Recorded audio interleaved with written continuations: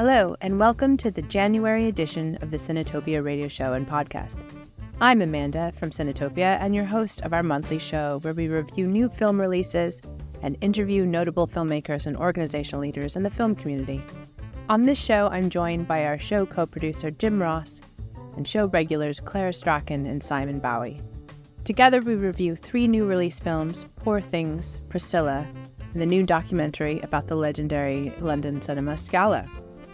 I also sit down with one of the founders and organizers of the film cult, Rowen Henderson, a local nonprofit which is doing some fantastic work, starting initiatives and making working in film more accessible, diverse, and within a healthy environment. Listen in and hear how their work got started and what they've been up to, and how maybe you can get involved as well. All this on our first show of 2024, so stay tuned.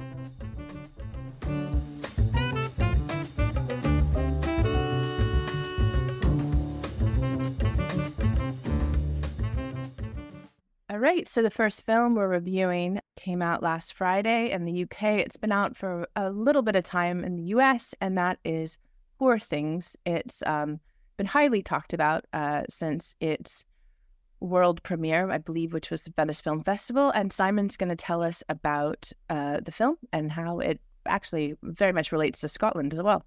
Yeah, so Poor Things is the new film from Yorgos Lanthimos, the director of The Lobster, Killing of a Sacred Deer, and The Favourite, which did very well at the Oscars a few years ago. This is an adaptation of an Alistair Gray novel. Alistair Gray was a Glasgow writer who wrote a lot of weird fiction, primarily centered around Scotland, really. And Poor Things is the story of Bella Baxter, centrally, who is this young woman who is described as having a mental age that is not in sync with her body. So it's as if she is learning how to be in the world, learning from first principles. She lives with Godwin Baxter, who is this kind of eccentric surgeon character, and she comes into contact with a range of Matt McCulls, Rami Sir, Duncan Wedderburn, played by Mark Ruffalo, and the story is essentially about her becoming herself, about learning to be a person in the world, and discover who she is from this kind of childlike state that she starts from. It's very weird. It has the kind of fisheye lenses Yorgos Lanthimos is known for. It's got these kinds of painted CG backdrops. It's kind of set in a steampunk fantasy type Europe, and it's very strange. And it's very strange and very good. I enjoyed it quite a bit. I'll talk about that more as we go through. But yeah, excited to hear your thoughts. Yeah, I mean, this has been hotly anticipated among Scottish people, obviously, because of the connection to the fact that Alistair Gray so dearly in the collective cultural consciousness of Scottish people. This was right. So I went to see Poor Things last night at the Cameo, and it seemed like every person really interested in film was at the Cameo. It was heaving. Everyone was drinking in the bar, trying to get their opinion in, get their aura in about it before they'd even seen it. And you could honestly, if you just stood there quietly for a minute, you could just hear fluttering on the preview, just, have you read the book? Oh, but have you read the book? And it's like, have you read the book? Because did you know? And it's like, the pretension was high pretension factor. But no, it is a really very interesting point. And Alistair Gray, Proud Scotsman, Scotland is deeply ingrained in all of his books, not just in the sense of place, but also in the sense of history, and the colonial connections that Britain and Glasgow has to the rest of the world. There's a lot going on there that is obviously not been included in the film. But Yorgos Lanthimos did meet with Gray, and Gray gave him explicit permission to deviate from the book and to reduce some of the ideas down a little bit. And Yorgos Lanthimos in an interview said, well, I think Alistair probably wouldn't be very happy about that, like the exclusion of Scotland, because he was a proud Scotsman. But we give Godwin Baxter some of his character in a Scottish accent, which, if when you see this, that's debatable. But, Alistair's, but then he goes on to say, Alistair is also a great inspiration for Willem Dafoe as a presence. So we filtered that through him. And then he goes on to say, in the novel, the quote Scottish issue feels like a different part of the book, and I felt it would be just like trying to make two different films if I tried to put that into the version of the story. So they decided it would be secondary. And when you do see the film, it does feel like that the sense of place does feel secondary, in the sense that the places serve to present different viewpoints and different attitudes, and maybe, you know, a lack of certain social mores when she escapes to Europe. But it is less tethered to Scotland and those concepts, but I don't think it's any worse for it necessarily, personally. I have a lot to say about the kind of Scottish connections and the Glasgow connections, but I sort of want to put that aside for now. I'll come back to it, because I think the film and the book are very different beasts, and I want to judge the film as, you know, a film rather than an adaptation per se. Because I struggled to relax into the film because I kept comparing it to the book at first. So it took me like half an hour maybe to relax into it and stop comparing it to the novel and just let it be its own thing. And once I did that, I think the film stands on its own very well. I think it is a well-constructed film with good, well-drawn characters, an interesting visual aesthetic, and interesting performances. Like Emma Stone is terrific, completely disappears into the role, which is quite a complex role because it subtly evolves as the film goes on. And, you know, I know films aren't shot sequentially, so I imagine it's quite difficult having this through line of character despite filming it out of order, you know? Mark Ruffalo, similarly, having the time of his life. He's a cad and a rogue, and it's great to see that kind of character on screen. And I think it really works well as a film. I liked it a lot. I didn't love it in the way I thought I would, and that is partly because of some of my reservations about the Scottishness, which I'll get to. Yeah, I think I like this a lot, and I think I'm going to consider in this instance my ignorance to be a virtue here, because I've not read the Alistair Gray book. The something I've banged the drum about for a very long time is fortunately what Simon has done, which is, I think that films need to be judged on their own merits, even if they are adaptations, right? Because, you know, they're different mediums that require different things. And from what I've heard about the book, I think it would be quite hard to put to screen. I think it was considered unfilmable for a long time. And, you know, if this is kind of a distilled version of it, then I can really see why, right? What I will say is, I think some folk will find this a challenging film, right? Because so it's rated in 18. There's a lot of explicit scenes, right? Because we have basically somebody with the mind of a toddler in a woman's body, and, you know, men exerting their, you know, control over her for large swathes of the film. This kind of goes places that, you know, you can imagine.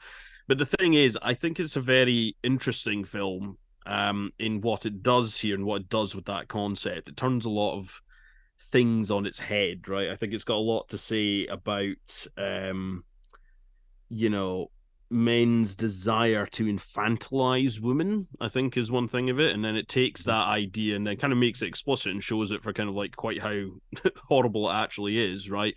By taking this kind of, you know, absurdist approach to it.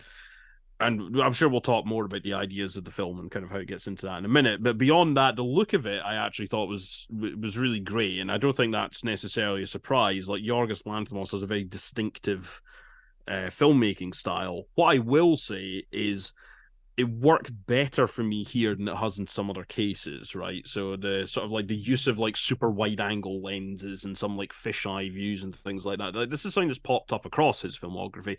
I think it worked particularly well here because there was something about kind of like, you know, using one of these super wide angle lenses and then centering Bella in the frame and making it seem like kind of like this vast world around her and her at the center of it, and kind of like, you know, this like all new experiences. It kind of heightened that, and the fact that she's basically born out of a essentially kind of a lab experiment by Godwin Baxter, and this sort of like, you know, and I understand this in the book as well. There's kind of echoes of Frankenstein there and like Gothic literature and stuff and how that comes to be. So the idea that she's an experiment is being closely observed, like the way Max McCandles comes into the story is by taking copious notes about her behavior and her progress, right? So the idea of having that is kind of like, you know, visually emphasizing the kind of like she's under a, you know, metaphorical microscope here. It worked for me here in a way that I don't think it detracted when I was watching the likes of The Favourite, but it was more of a kind of it felt like more of a stylistic flourish than really kind of like re-emphasizing what was happening in the film. Whereas here, I would think it really helped with that. And then in general, just the kind of the costume and the production design, I thought was really, it felt unique and interesting. And like Simon said, it's kind of got this sort of like pseudo steampunk vibe to it. My only criticism of it is I think there's a middle section which is largely set on a boat, where I think is where you get the most of this kind of like where it really does look unreal in some of the imagery. Where I do feel it maybe sagged a bit. I don't think it will necessarily part. There's a couple of key things happen in that segment which are kind of key to the Bella Baxter character's arc. But it did feel like it went on. I felt it was kind of like it was maybe a bit padded out there. I think it sagged a little bit there. But overall, I think it's an excellent film. It looks distinctive. Emma Stone is fantastic in it. I think she's really, really good. I think all the supporting turns are very good. I think, I had a lot of fun with Mark Ruffalo's performance. But I think this is a film where you could kind of like pick out different bits of it and layers with it, and you could be picking this apart for a while. I think it works on its just kind of as a straight kind of entertaining and absurd and out there film, but it's got some interesting ideas going on there that you can talk about and kind of pick apart as well. So yeah, I read there is a lot of writing about this. There's a lot of journalistic output about Poor Things. So I've picked there's some sort of standard ideas that I just can't really forget. I think one of them was I think it was someone from the Financial Times of all places gave probably not surprising like scathing review of it. And one line that stands out to me is his new film comes to feel like a costume drama for an age that thinks itself above costume dramas, which I find really interesting as a concept.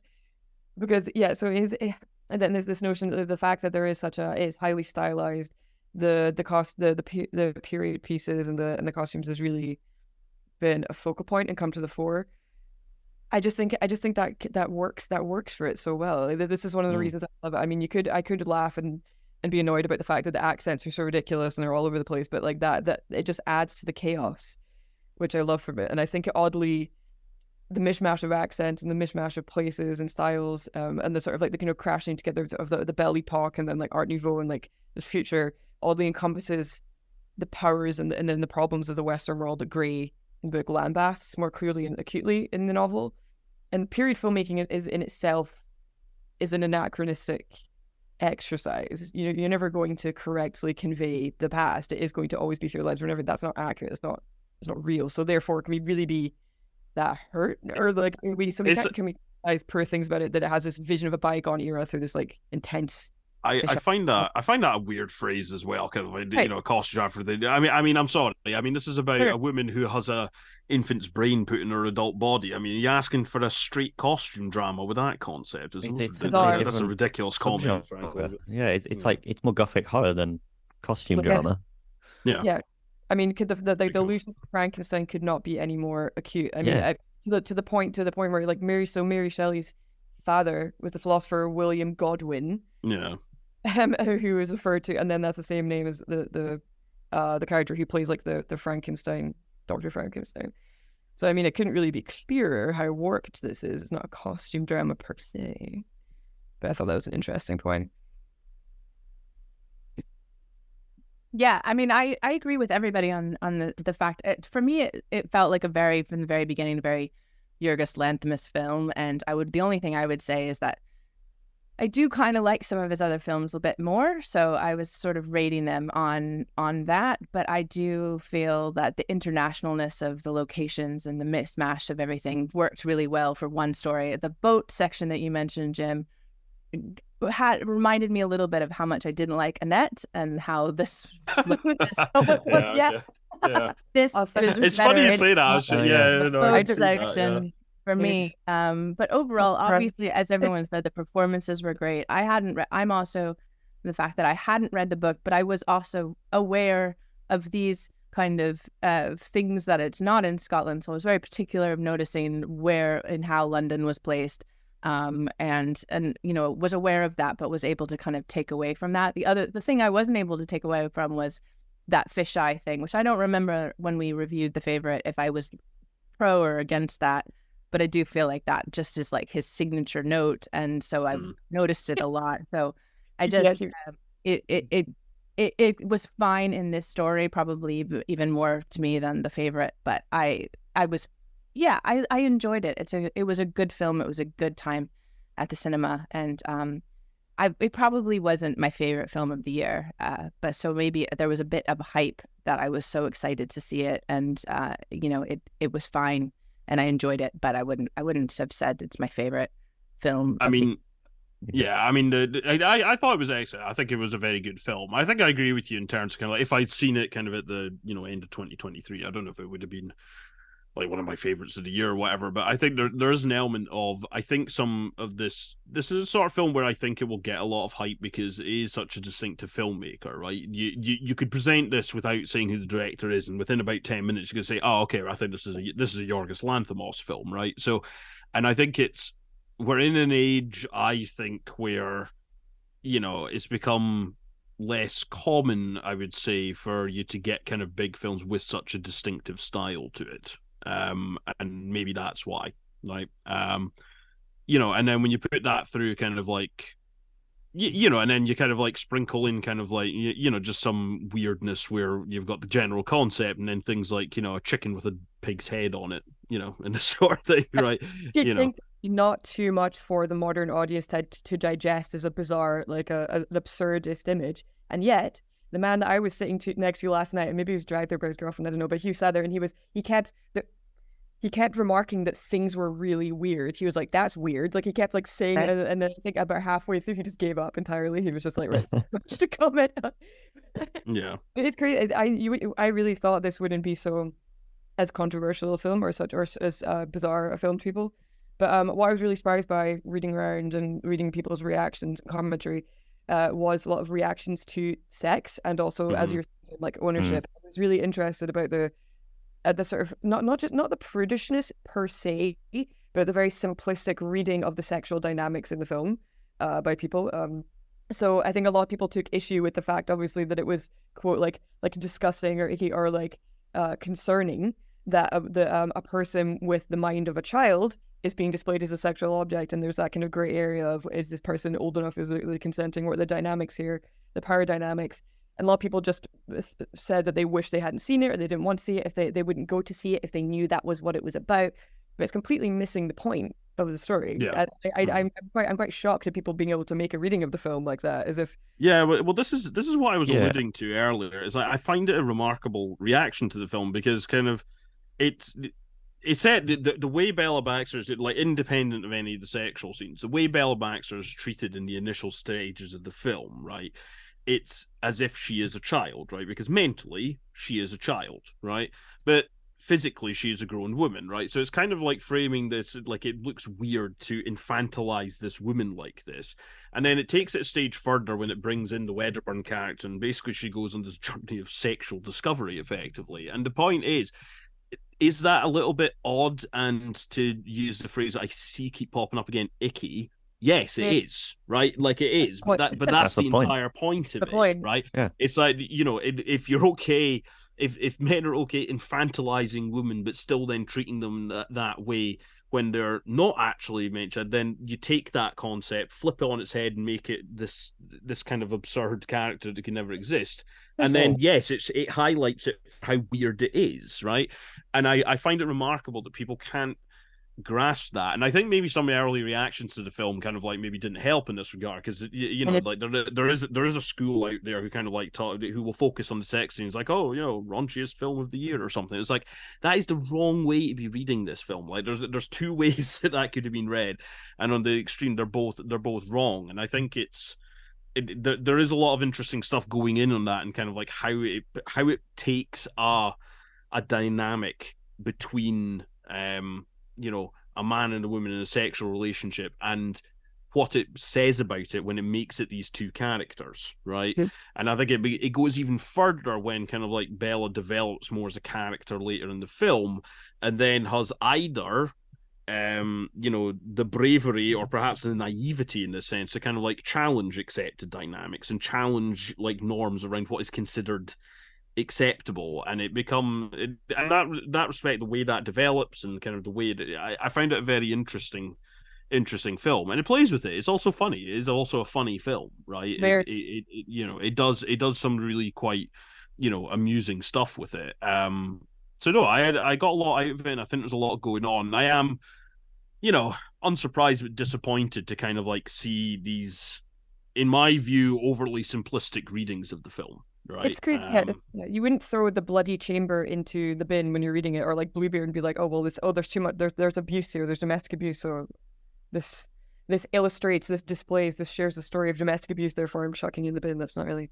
Yeah. The film is. Yeah, sex. Before you go into this into any. Yeah, like, I mean, the sex scenes in this film, they're not titillating, right? No. They're not presented that way. They're not sexy sex scenes. Yeah, exactly. They are integral to the character and to the character's development, but they're not sexy. They're not titillating, like you say. There's one that sticks in my mind in particular, actually, where I think so. Like her and Wedderburn, they have a disagreement and have a fight, and basically it then very quickly turns from kind of like them being furiously angry at each other into a sex scene, and it kind of like highlights the mental immaturity at work here. And when you put that into the context of Wedderburn being a grown man, and Bella, at this stage, like, she has mentally aged slightly, but still being a child, really, effectively, right? It highlights the immaturity of the entire situation and of him as an adult, like how, and it's that sort of thing that it kind of plays with. And I think in reading this film, to strip it of all that meaning, it would make it quite flat. Like if you can't kind of like come to the film with thinking about why is it doing this, then of course you're going to be sort of like a bit put off by it, because if it completely flattens out the ideas that I think are sitting underneath those character dynamics. There's a good quote that came to my mind just there. Jim, you're talking about infantilization of women. I think it applies well here. So this is about the way the Victorian men particularly viewed womanhood and patronized women and wanted them to be multiple things at once that were often just very conflicting and oxymoronic. That men put women on a pedestal in order to look down on her, and I think that's very much applicable to. Also, as you were saying, that Bella goes on a journey of sexual awakening, but it's interesting that is the gateway, her primal, childlike gateway leading into social and political awakening and enlightenment and awareness. Mm-hmm. There's a really fantastic line where in the street, Bella and her companion are heckled, and says, "You're whores," and then she replies, "We are our own means of production," because socialist, like communist awareness. Also, what came to my mind is I don't know if any of you are aware of that meme of like the evolution of women from bimbo to brain, where it begins with like a superannuated woman in a pink mini dress walking, and then moves on to a woman dressed in black and she's holding books. It's like, but the evolution of man, like gradation. That is pretty much the journey that Bella is on, and in costume and in thinking. And I just, once I remembered that, I couldn't get it out of my mind. But I found that an interesting arc. I think the book goes even more explicit with this idea that all the men in the film find Bella the most enthralling woman they've ever seen. And it's because it's implied it's because she has the body of a woman and the mind of a child, as if that's the ideal woman for these Victorian men. That is what they want in a woman. That is their patriarchal expectations of a woman. And it's supposed to be horrifying. It is supposed to be icky. Like that's surely the whole point of it. But the thing is, I find actually the way it presents men in the film, I actually found interesting, because it has these different, it has these different kind of like ways that manifests, and I would argue that like none of them are good, but some of them are demonstrably far worse than others, right? So without wanting to give too much in terms of plot away to anybody who hasn't read the book, right? People will be aware that Christopher Abbott, who I'm quite a big fan of his work in film in recent years, he is a part of the cast, but he doesn't come into the film until kind of like very late on, right? And I would argue the way he interacts with Bella versus the way Max McCandles interacts and the way Willem Dafoe's Godwin interacts, where they all have kind of like the same flaw, in the sense that they kind of infantilize and minimize, maybe until right towards the end, minimize kind of her agency and like how she can go about, existing in the world.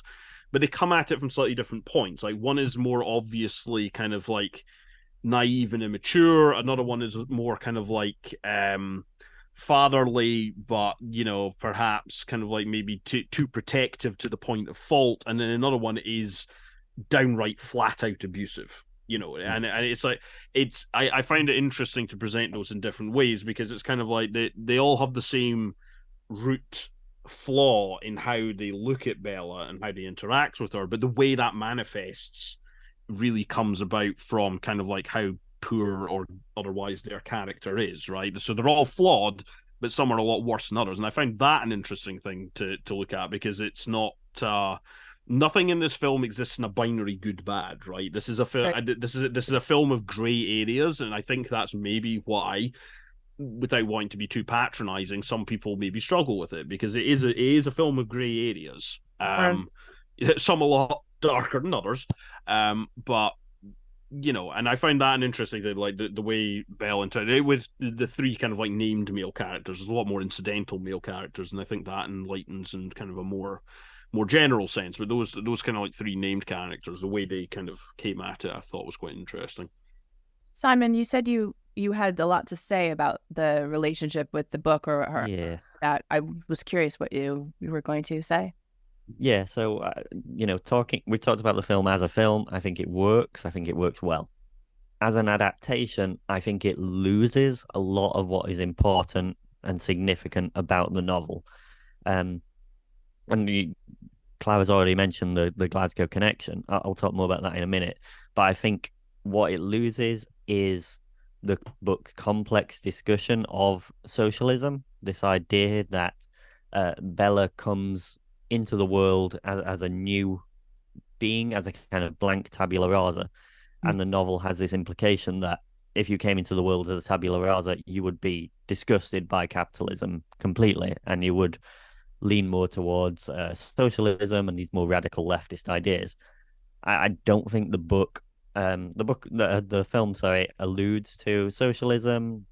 Bella gets involved in socialist politics, but it's not really a structural part of the narrative in the same way it is the book.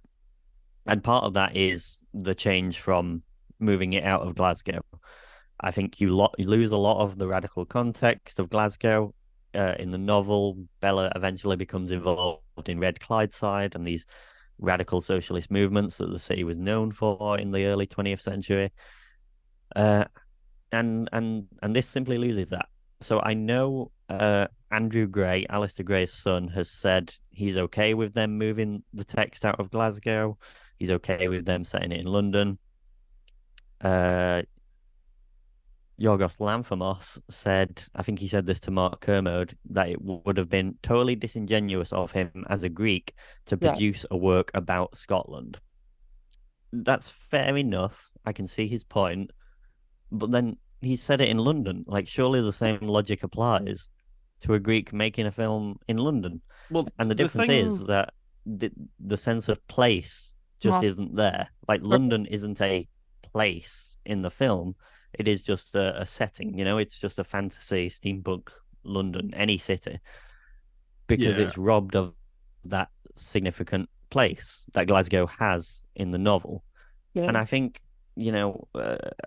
Andrew Gray says he's fine with moving it out of Glasgow, but I do think it's a shame, and I think it loses something of the narrative and the radicalness of it. I just want to give a quote from another Alistair Gray novel, actually, Lanark. And this was quoted by Robin McKee in The Guardian. Glasgow is a magnificent city, said McAlpin. Why do we hardly ever notice that? Because nobody imagines living here. Think of Florence, Paris, London, New York.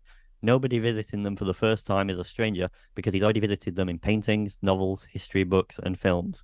But if a city hasn't been used by an artist, not even the inhabitants live there imaginatively. I find it funny, actually, to say it, because in terms of like what's been stripped out, I can see how it loses.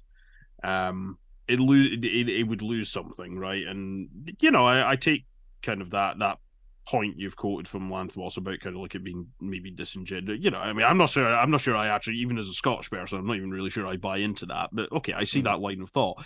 The main thing for me is stripping it of some of its kind of like concerns around Scottish politics and society is one thing. I don't really see, and you've kind of alluded to this, Simon, I don't really see what it gained by moving it to London.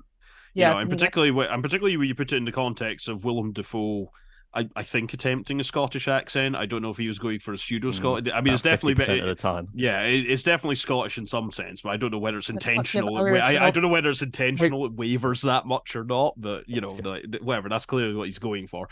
The main thing for me is I don't really see what it gains or protects itself against by moving it from Glasgow to London. I would actually argue, to me, that's a wildly unimaginative thing, and I think, especially given the very obvious echoes of Gothic literature, in particular Mary Shelley's Frankenstein, and this style of literature which, frankly, Scotland was really deeply embedded in. You know, I'm thinking about, like, you know, James Hogg, Mary Shelley, like, you know, like this is a form of literature that had a very like strong Scottish element to it. I don't really see what you gain by taking out of that context, right? If you're not going to address kind of the Glasgow specific stuff in it anyway, fine. You've got to make an adaptation that runs in like 2 to 3 hours. I get that. That's fine. But I don't really see what you gain by moving it to London, in all honesty. I don't see the point of that decision. I think watching it as someone who hadn't read the book, it doesn't detract from it. I still enjoyed the film. I think it's a very good film. Knowing that context, though, I don't really see what the logic there was, though. You know, I don't really see what's gained. And I think it does. I don't think it gains anything. I think it loses something.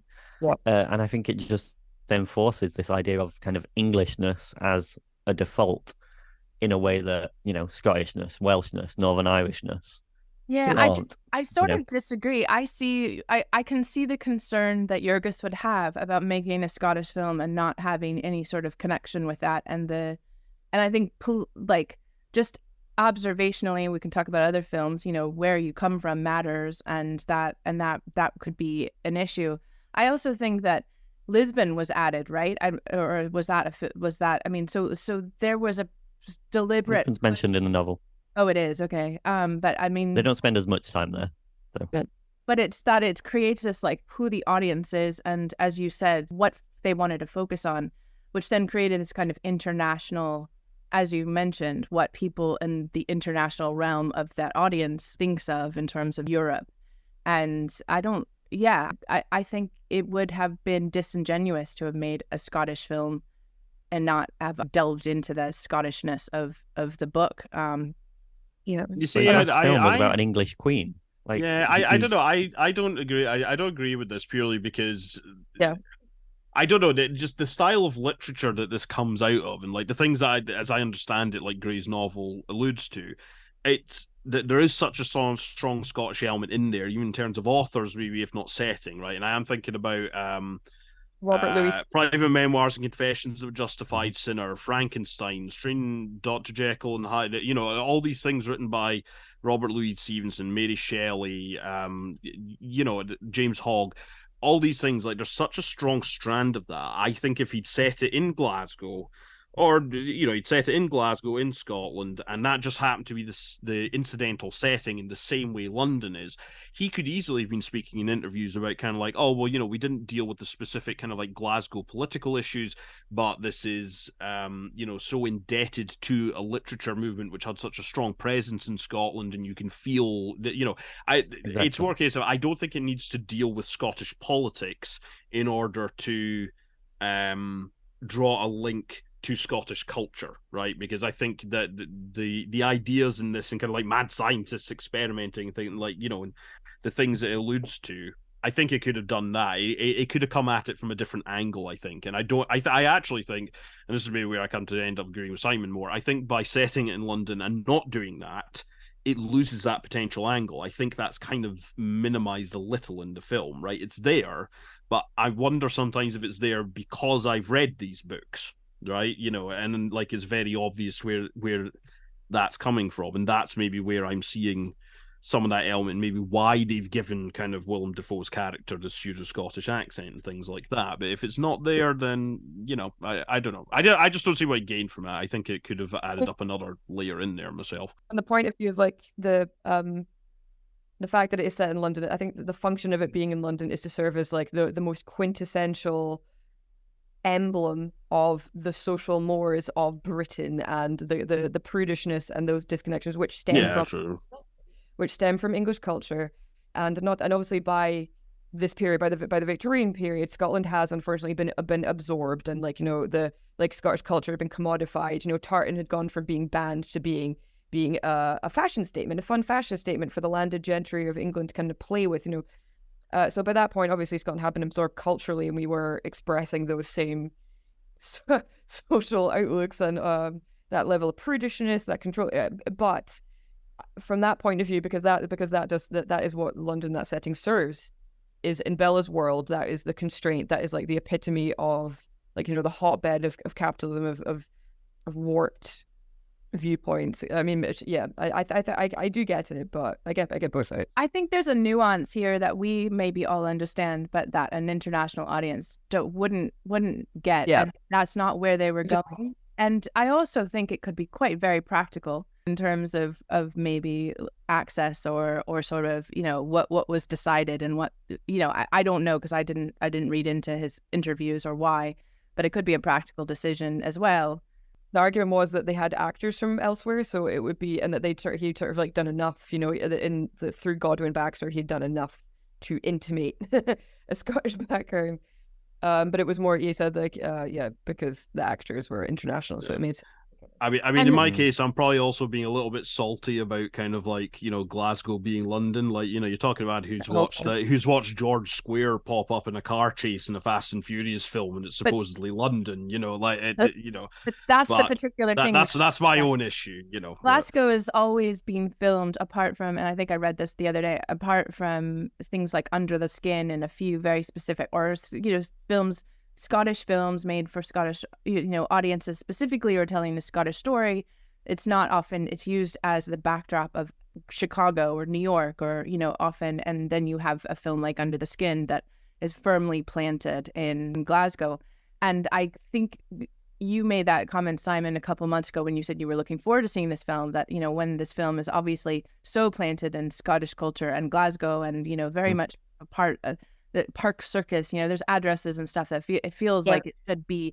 I would just say, though, that, like, I'd be interested to see how Guillermo del Toro, who's about to film Frankenstein in Edinburgh, how the response, which I'm very excited about, I might be like stalking the set, how people will respond to another international sort of famous director taking on and filming in Edinburgh, and what part of that's Scottish and what's not, and not coming from a Scottish director, because I do feel like there would have been backlash either way, and I just feel that, and the rest of the audience who's seen this internationally, who's now learning about Aleister Gray and will probably pick up that book, is not thinking, gee, you know, this really lost its connection to Glasgow, you know, and is really enjoying the heart of the film and the story. Yeah, maybe. I'm salty because I live in Glasgow. I saw this at the Glasgow Film Theatre yesterday. It was packed out. You know, a lot of people interested to see it and see this kind of Glaswegian writer's work on screen. I think it is missing something for not being set in Glasgow, but I think you've raised some very interesting points. I think, yeah, I do think it is a shame in that sense, but I feel placated. I feel a bit better about it, considering how completely untethered from reality. So that, and real places and real people and real times. But yeah, I feel that sells it a little bit for me, but not much. I appreciate the stories of both the cameo and the GFT and how people responded to it, because that sounds like it would have been a great night, or great places to see the film for sure. And so Poor Things is certainly a very interesting film. It's one like you've probably never seen before, and it's currently out in cinemas in the UK. So check it out.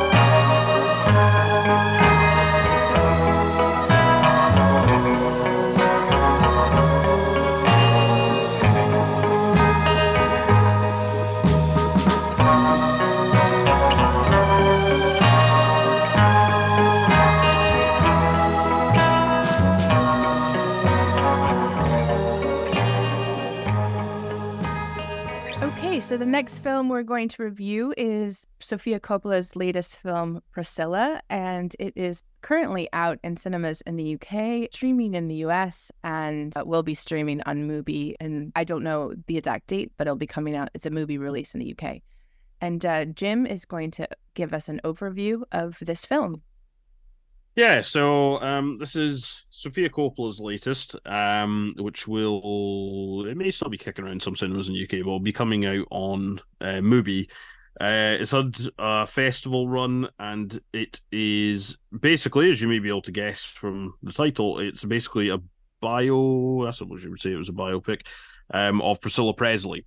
So it tracks basically her life from her time on a military base in Germany when she was, I think, about 14 years old, through her meeting Elvis Presley, the pair of them starting up a relationship, her relocating to live in Graceland, and their marriage and kind of life thereafter, obviously, as his fame continues to grow. Because when the film opens, he's already extremely famous, right? We're not this is not a sort of, as I'm sure we'll talk about, this is another film where we've got a bit of an age gap, an actual age gap in the relationship here.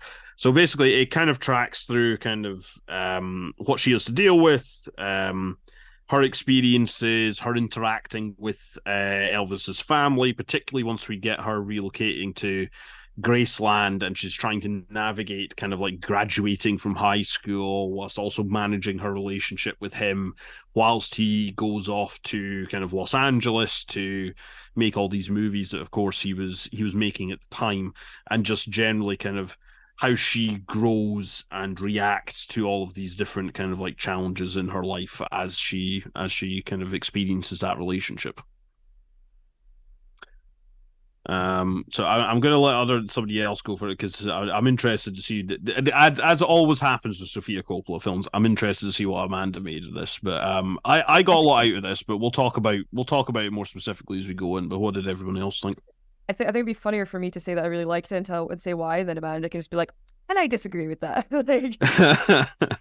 Which is fair. I completely understand that. I mean, I'm fascinated with any of those relationships wherein a famous older man of the era plucks a teenage girl from obscurity, like a sort of a modern day fairy tale with all of the darkness of those fairy tales, those original fairy tales, and then molds her and then does as he will. I find those stories interesting, so I've always been aware of the relationship of Priscilla and Elvis.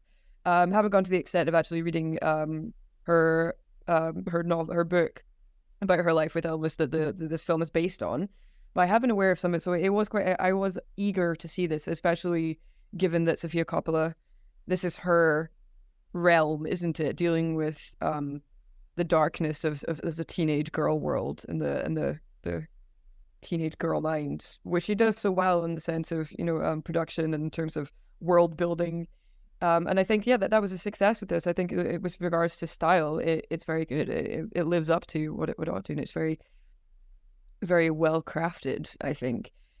And although I do think it could have been, it was very brutal in points, and very raw and very searing, in that it does characterize, and very well, I might add, it does show domestic abuse and the dynamics of that, and the power relations there well. I think it didn't feel shitty to watch. I mean, it didn't feel bad to watch, but I think it could have been more searing in the sense that it did rush through a little bit. But if I think I saw that as a reflection of what it must be like to live the entirety of your young life beholden to someone who's bordering on megalomaniac, a superstar in that era, having so much chosen for you and feeling often like a spectator, an outsider, and still a fan, even though you are in a relationship with him. So, yeah. I'm going to quote someone I heard outside the screening that I went to, who was telling their friend, I don't know whether Sofia Coppola is a genius or terrible for making this, or a terrible filmmaker for making this. That's interesting. Because the boredom that was elicited by the film is a reflection of the boredom that Priscilla was going through, living in Graceland, essentially alone, and neglected, and alternately abused by Elvis for so many years. I think that says it all, really. I think it is a boring film in quite a lot of ways, purely because I just think the script structure isn't there. It's a lot of incidents happen. There's not really a clear narrative trajectory, and then it ends very abruptly. Yeah. Which, to go back to what I just said, is that Sofia Coppola accurately reflecting the trajectory of a life, which is, doesn't have a narrative trajectory per se, and then things just end? Or is it just a boring and bad script? I think it's hard to say. I personally read it as the former. I did enjoy the experience of watching it. I didn't think it was as discordant as I thought it would be for me. I didn't find it agonizing. I tend to find biopics a little bit agonizing, to be honest. I feel like they can be a bit mawkish and a bit like, they're rewriting history. But I did find this more interesting. I read a couple of 1- and 2-star reviews online, just of for like Letterboxd, and one of them, one person took umbrage with people the fact this is like a character assassination of Elvis, and I'm just going to quote her. Her portrayal of Elvis was nothing short of brutal, depicting him as a mumbling, shy individual with multiple personalities, a serial cheater, bad-tempered, controlling, sexually dysfunctional, stunted in his emotional development, and plagued by a Madonna complex. And I'm just like, well, what if that isn't true? I mean, that's not to say that's not all of him, but I mean, I'm sure a lot of that does apply to him. I also think it's probably a matter of public record that several of those things at least are true. I mean, I think so I'm going to go slightly different here and say I think the script. So I think, first of all, I really like the look of the film, right? So the film opens with kind of like this panning across a carpet, and kind of, then Priscilla comes in front, and it's a very tactile kind of opening shot, and I kind of got that from the whole film, right? I kind of like the craft of the thing, and I think a lot will be written about the hair and the makeup of the film and all the rest of it. So I really like that. I'm not going to delve into it too deeply, but I think there's a lot to appreciate there. I personally think the script is actually pretty clever, and I think it's quite clever because it balances a couple of things very well, and it has a couple of different things to look at. The first thing that it balances very well, in my view, is it's got a bit of a difficult job here, because what it's needing to do is to highlight kind of the difficulty Priscilla faces. It needs to strip away a lot of the kind of the fripperies and the iconography of the Presley name, right? Because this image of the king, right? Precisely what, I've not seen it, but precisely kind of like what, let's say, the Baz Luhrmann film, which I think this will draw inevitable comparisons to because it was quite recent, obviously didn't, right?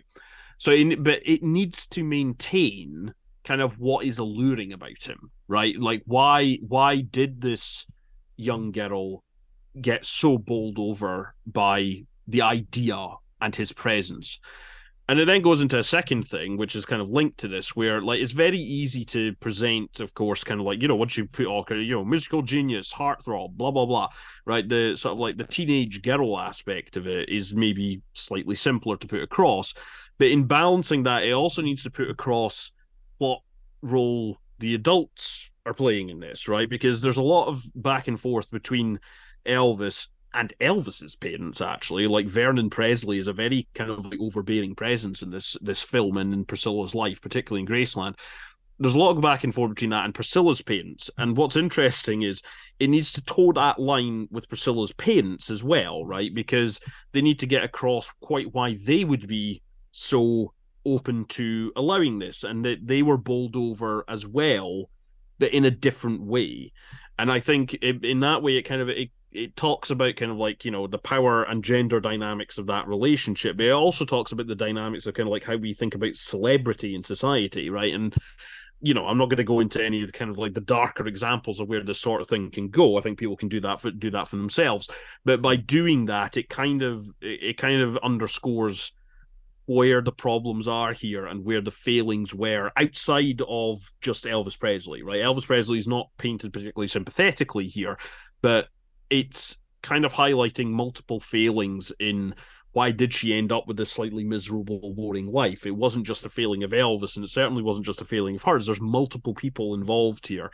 And I think the way it balances all of that, whilst not making kind of like Elvis Presley a caricature, abhorrent individual, is quite good, and without making Priscilla's parents caricature, absent, naive parents is good. Right. So I actually think it balances it very well, and there's a lot of like little throwaway lines that I think are particularly interesting, like when they're departed, when Elvis is leaving Germany and he's leaving Priscilla behind. Like there's one line. I think it's something like, "Promise me you'll stay the way you are now," right? And he's saying this. He's saying this to a literal teenager in school.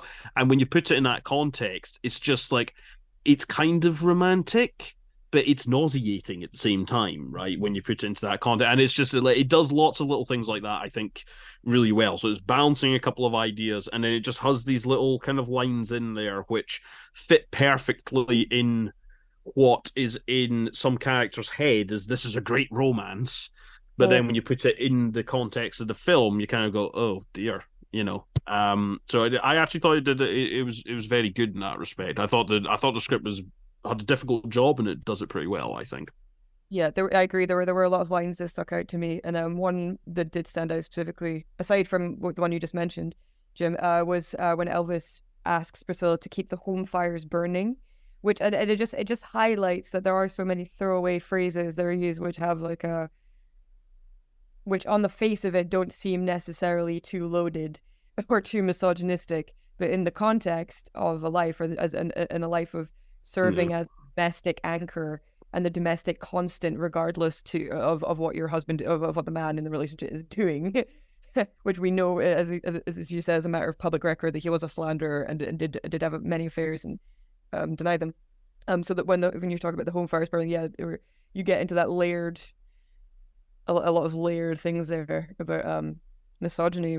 What I would say is I do agree with Simon's point about it ending a little bit abruptly. I do feel like it kind of I feel like it maybe sped through a lot of stuff, and like up to the point where it ends, I feel kind of like the film, like the trajectory of her character and the way that relationship was developing, it did kind of accelerate through a lot of stuff at the end, I will say. I was certain there would be another 15 minutes at the point credits rolled, because it felt like that was the trajectory.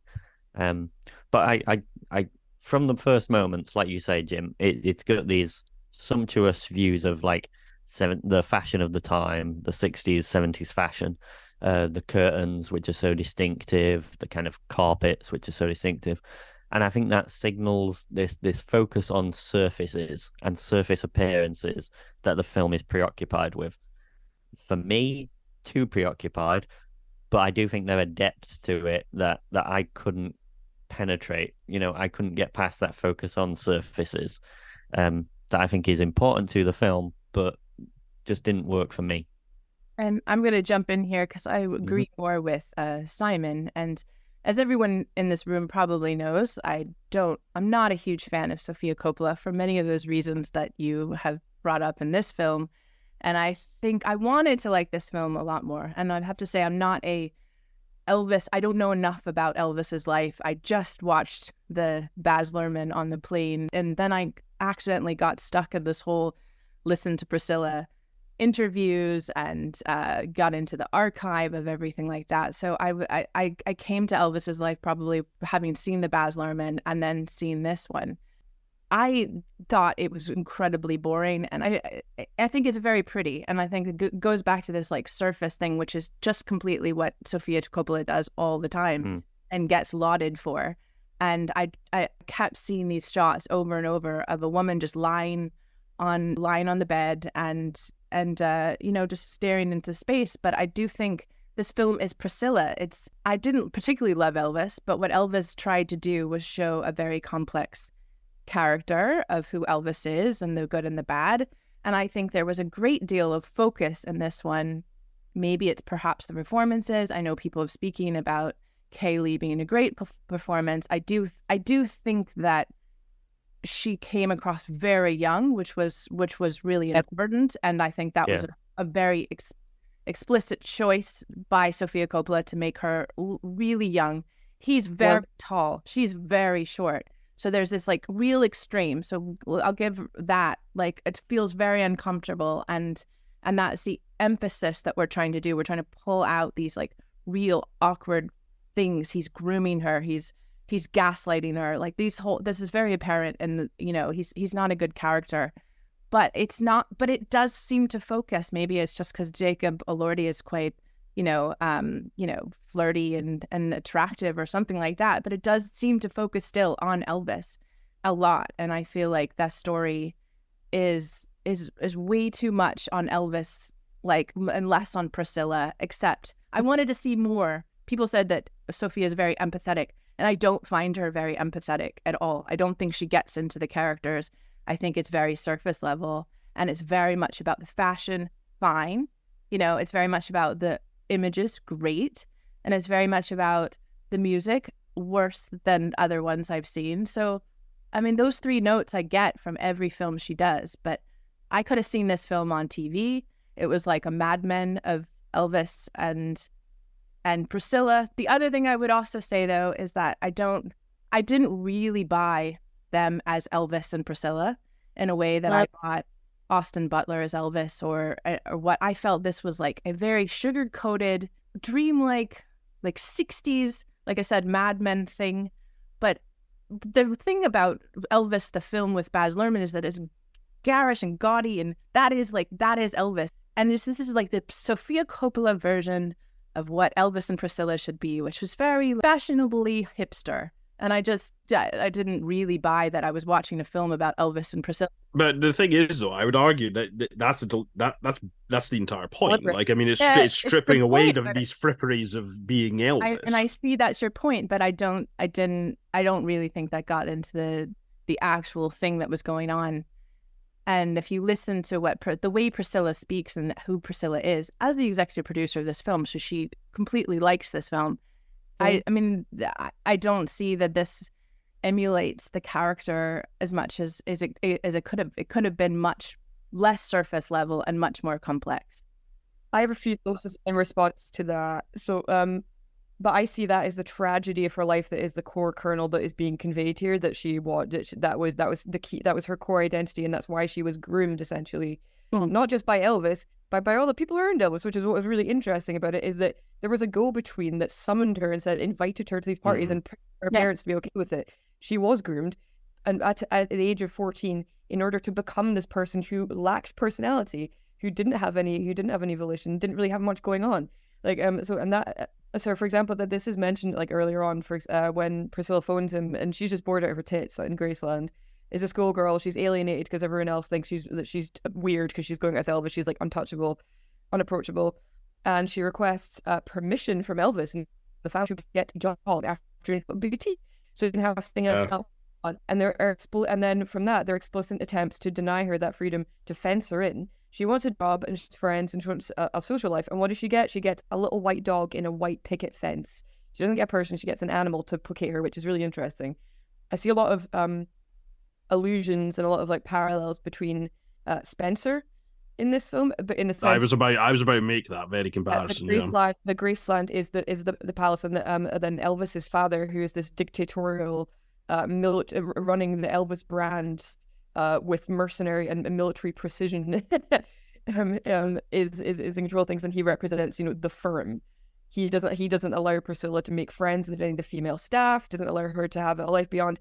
And I think that is what it captures so well, is that it doesn't go into any of the friendships she might have carved out, because the vast majority of her life, her job was to be the other part of the Elvis family brand.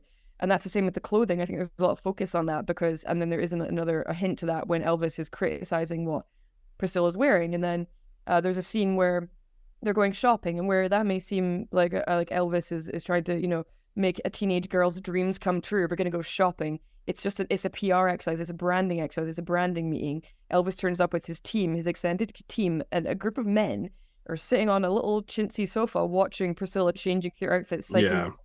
And they're picking which ones work for their image of her, not based on what she likes. They're not trying to make her happy. And I think that focus on the clothing and the branding, I mean, they do hit you around the head with it a bit. It's like, oh, she's dyeing her hair for Elvis. She's doing this for Elvis. But the thing is that there are little things in the script that I think really work it. Like, I mean, there's just so many things. I even think about, like, when he gives her a phone call in Germany after 3 years, the way he greets her is, "How's my little one?"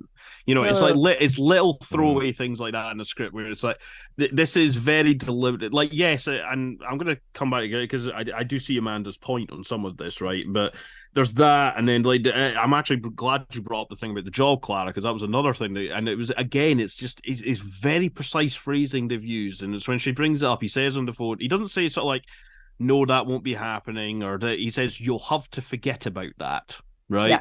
You'll have to forget about that. You know, there's this implication of kind of like you'll have to, or you know, like what.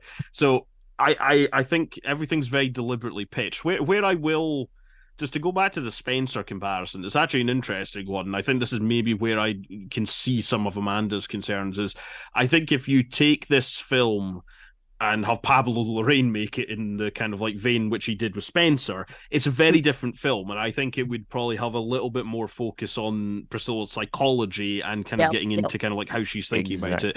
Yeah. Whereas if you take the Sofia Coppola approach to Spencer, then I think you maybe are going to end up focusing a little bit more on kind of the fashion, the look of it. So I do take that point. I think this film still achieves what it wants to outside of those areas, but when you bring in that Spencer comparison, it maybe does actually clarify for me a little bit like what you're actually getting at there. Like, yes, I can see that. If I could, I wrote down Spencer and while I was watching this film exactly, and how much I liked Spencer and how much I didn't like. I couldn't see the psychological like trauma that was going on within Priscilla that is going on, and I'm not disagreeing that all of those things weren't added because it comes from a source, which is this autobiography, Elvis and Me, which was made into a TV movie, but it is she is pulling rich material. She has access to a very rich story. Yeah. The way that the film is played out is slow. I wrote bad edit because I don't know, every time I notice black, like it goes to black and it comes up to a new song, it goes to black and a new theory. I constantly saw where we were breaking from scene to scene to scene to scene, and we weren't creating a full story. And that's also ending felt that way too. Oh, she's driving out. And I also I think she has much more agency as a human being. And I don't feel she has agency in this film where she is making decisions. She was one of the first people, to have an affair, to leave Elvis, like out of this controlling thing. And I don't see this in the way the script is written. I don't see this in the character. I don't see Priscilla becoming the person that she could have been. This is where I will agree with you. Like Simon's allusion to kind of the sudden ending. I think that's what I will, and I've said it already, but I think this is I will agree with you on that point, Amanda, in the sense that I think a lot of the growth is assumed. Like you kind of see, in my view anyway, you see it kind of like it germinating and the seeds of it happening, but then like the actual fruits of that are kind of like skipped over very quickly. I would say they accelerate through pretty rapidly. I agree with Amanda. I don't think the film is fundamentally interested in Priscilla's interiority. And I think Spencer is interested in Diana's interiority. I think it's entirely within her head that we see the film. There's these awful visions of her having to eat pearls and stuff like that in Spencer. Whereas there's nothing like that in Priscilla. It doesn't feel like we're in her head. And I think that's why, to come back to Amanda's point, Priscilla comes across as hollow in this. I think that's partly the point. I think she was kind of hollowed out by this abusive relationship with a much older man. But what I wanted to see in the final 15 minutes that isn't there, that I mentioned before, is Priscilla being filled up. Is Priscilla, getting filled with life, with other people, with this affair that, she flirts with this guy on screen at the end of the film. I didn't get from the film that they were having an affair. I had to read that Wikipedia later. Yeah, it is. I completely agree with the surface criticism, and I think it does get worse as the film progresses. I think there was a lot of potential at the beginning, and it was stronger at the beginning, and it sort of tailed off a little bit. But there were some really, there was a couple of things I wrote down that I just have to mention, because I wrote I tried as best I could to write a tiny skull next to this comment because I was dead when I saw this. Things like I think when Priscilla's going into labor, the first thing she does is gets out of bed. She's like, I'm putting on false eyelashes because I'm gonna get seen. Then, for example, when she realizes that she's less desirable to Elvis, for whatever reason, but she thinks it's because she's pregnant, and then she's pregnant and she weighs herself, and that is probably the most depressing thing I have seen. Oh, it was very depressing. So there are little chinks of light into her, scrutinizing herself and trying to hit those standards, I guess. But I mean, I do have to agree upon reflection with your points there, Amanda. I think it was interesting because Lisa Marie read before she passed away, she read the script and implored, I always read Sofia Coppola gossip, but that she, on the Reddit, really didn't want this film to go forward. But then you look at Priscilla, who is the executive producer of the film, and it puts Priscilla and I think, again, on the surface, it puts Priscilla in a good light, and that is very nice for a filmmaker like Sofia Coppola with a reputation to have made a film.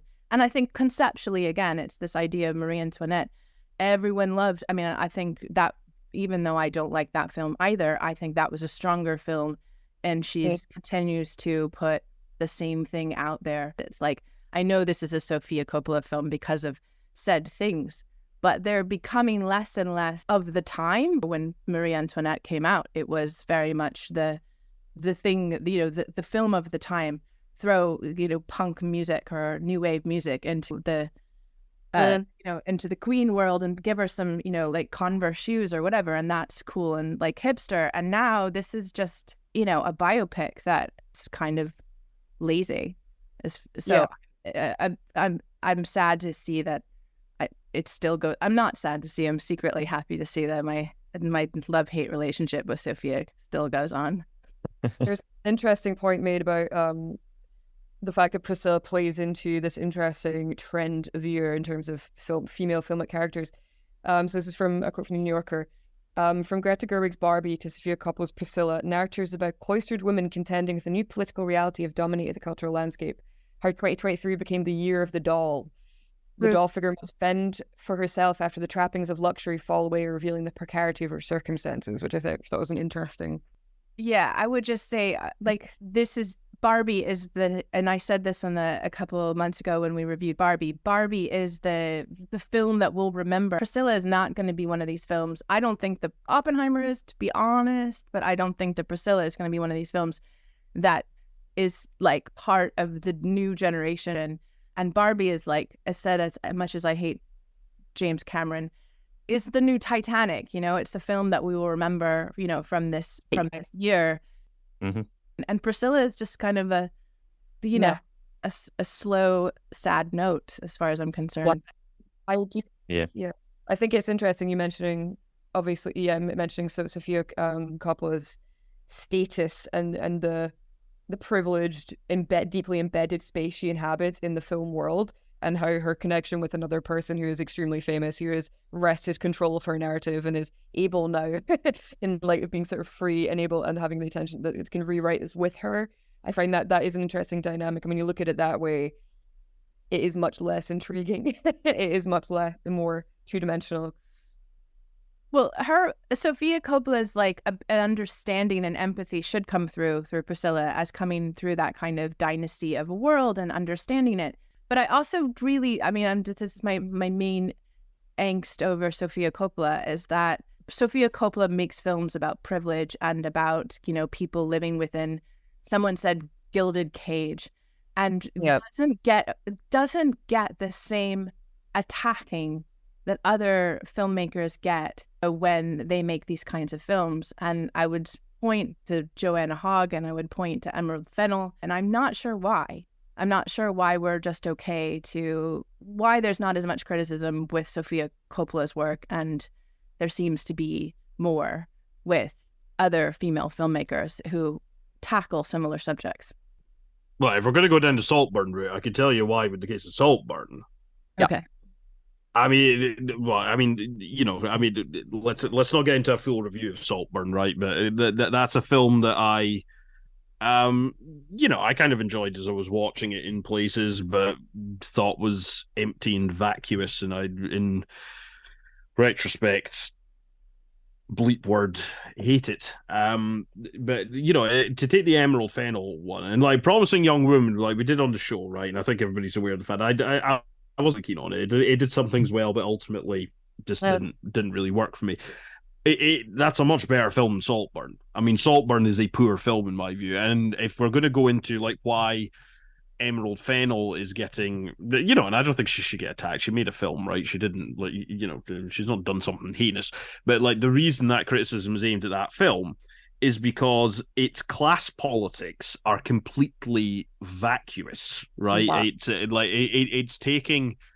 It's taking this idea of privilege in this sense, kind of like the contrast between this kind of like, this very upper class or aristocratic almost family and on the surface of it working class kind of protagonist, and it's pretending like it's trying to say something about that disparity, and it's just not. It's completely empty. It's because she does not understand. She just shows no understanding of anything to do with it, right? It's a completely empty film. It has nothing to say.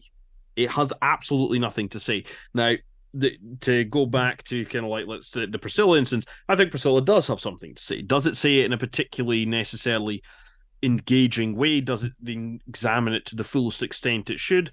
We can debate that. Indeed, we have. Some of us feel it has more than others, right? But Saltburn is a completely empty film. It has nothing to say. But that's the difference. And then when you come at it from, but this is probably where you and I disagree. I do feel like Priscilla is saying something, right? We can argue and debate about how well it is saying it. Saltburn thinks it's saying something, but it's not. It's actually not. Isn't that the same argument? It is. No, I don't think. I'm saying that. But the film is vacuous, even in what you've said there, but even what you said there about Priscilla, right? I don't think you think it's an empty film. I think you think it's a rather superficial way to address the issue. No, I can't even tell you what issue Saltburn is attempting to provide commentary on. It's not attempting to be this like rich story that's so deep and in the fact isn't, which is what I'm arguing Sofia Coppola's films are, taking on very rich stories and then making very vacuous films. Where Saltburn is not attempting to be that. That is not what it is. It's a film about an era.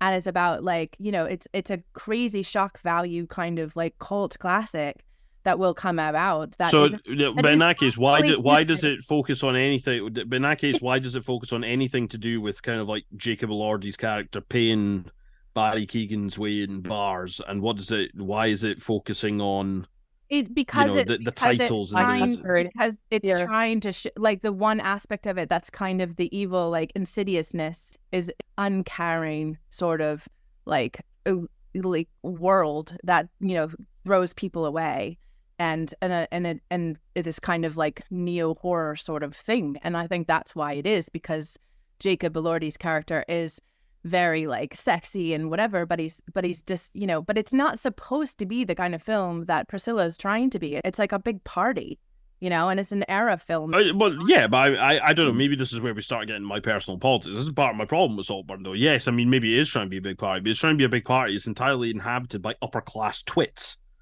Like it's more like, even without wanting to get into spoilers for Saltburn, but we're going to do it anyway. It's been out for ages, right? The very fact that the main character is not working class and is actually kind of like painfully middle class, and this is dressed up as like some sort of character reveal, is like, I find that when you put it into context of what happens in the film, it is fundamentally offensive, right? I find it just such an absurd way to approach that film, right? And if it is trying to be maybe not light, but if it is trying to be kind of like raucous and dramatic and kind of entertaining, it doesn't need to do any of that. So if it puts that in, it's trying to say something, but what it's saying is just so incoherent that it basically ends up idiotic. That's really my view on Saltburn. And so I take the point that it's a different type of film, but it's a different type of film that still makes allusions to these things, and it does it in such an incoherent way that it basically shows up what I can only put down to Emerald Fennel's complete lack of understanding of class dynamics. And the reason that and listen, I don't want to get into the women's head. I'm not going to go into, amateur psychoanalysis about why that is. But one of the obvious things would be that she's obviously kind of more akin to the Jacob Elordi character in terms of status than she is what Barry Keoghan's character was pretending to be. You know that as from her background, which is exactly, I think, the point of bringing this up, which is we know where Sofia comes from and we know what Sofia is making films about. And we think she gets it. I don't think she gets it, and I don't think she empathizes with, the characters as much. And I mean, I'm not saying that Emerald Fennel is empathizing or whatever, but we know where Emerald Fennel is coming from, and she's speaking about something she does know about, which is Oxford in the noughties. And I think she captures a generation, and I think she probably captures Oxford from 2004 pretty well. I think she captures it in the sense that Carolyn Calloway captured it, not in the sense that Evelyn Waugh captured it. You know what I mean? Though it's like that kind of like there is that, and that's where I lament is like there are so many brilliant. I feel like it just sort of like took a tiny fleck of inspiration from Evelyn Waugh, and then it name dropped him during. And then didn't really do much with it, and then didn't do anything near what you could have done with regards to horror or complicated relationships or motivations or anything. I just feel like it fell short when it could have been really tasty, given the subject matter. I feel like it could have been much tastier, much more intricate, much more profound, much less of a mess. I think less disappointing. I feel like I'm falling between Jim and Amanda here on Saltburn. Yeah. I discussed it on my last appearance on the show, which I think was October last year. But I think it does say something about British class. I think it is attempting to say something about the British class system. I just think, and I said this before, it pulls its punches and doesn't satirize in the right place because Emerald Fennel is so embedded in the upper class and is afraid to actually punch and satirize where power lies. Not hitting the right targets, essentially. I think you're right. I mean, I think that the only thing I say is like Amanda, you said so we see where to bring it back to the Priscilla comparison, Sofia Coppola is coming from. Like, does she get it? I don't think she does get it. I think this is the difference. I think you could watch Priscilla and like some of your criticisms of it. Yeah, I take that point. Right. And I think when we were making the Spencer comparison, I think that kind of like clarifies it for me a little bit. But I think you can look at Priscilla and you can ask the question, does Sofia Coppola get this? Does she understand it the way she needs to? I think you can have that conversation. I think you watch Saltburn, it's demonstrable proof that Emerald Fennel does not. Yeah. Right. That's the difference. She packs the story with all of these. And like I would say she captures the time and place like pretty well. I mean, I wasn't in Oxford Naughties, but I did live there for like 18 months cumulatively. Like she captures that environment really well, right? And I did graduate study in Cambridge, which people in Cambridge won't thank me for saying this, but shares obviously a lot of similarities with Oxford for various reasons. So it captures a lot of these things very well about that environment. But in terms of the dynamics between the people of different social classes in those environments, it's completely tin-eared. It does not understand it. It does not understand what the issues and the tensions are, right? It does not get it. She does not get it. It is window dressing for this set of what actually ends up amounting to a bunch of empty provocations. Yeah. It is. That's my view. So yes, I take the criticisms about Priscilla, and I think you're onto something with some of them, and I think that's fair enough. But I think that leads to a debate about like how deeply does she understand these issues. But I think there is something there with Saltburn. I think the way it's constructed not only demonstrates that it doesn't really understand it. It shows she demonstrably does not get it. There's nothing there. There's no through line there. I think where you can find something where you're like, okay. Right, this is what it's not. The only thing I can find in it is just window dressing. There's nothing there. And I find that ironic given what we said about Priscilla, right? Because I think that's kind of your view about Priscilla. But in my view, there are at least crumbs of things there where you're like, okay, this is what they're alluding to, but I don't know how deeply she's gone down this. Like, does she understand the depths that are available to her here? Whereas I think in the case of Saltburn, you can't even necessarily find the crumbs. And if you do, it's off in completely the wrong direction. I find it incoherent.